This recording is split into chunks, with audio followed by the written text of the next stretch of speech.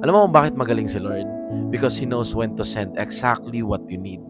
But sometimes, God will never rescue us in order for Him to reveal a lesson. Yung kahit umiyak ka, madurog ka, at pakiramdam mo walang pag-asa, God will allow that para ma-experience mo at makita mo yung lesson ng choices natin na ginawa sa buhay.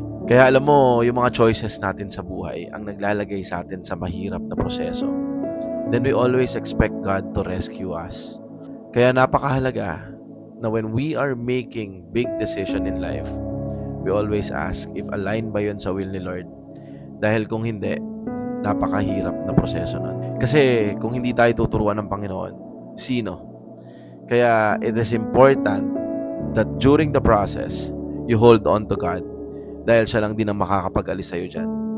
Ibigay ko sa ito, yung ibinigay sa akin ni Lord ngayong umaga.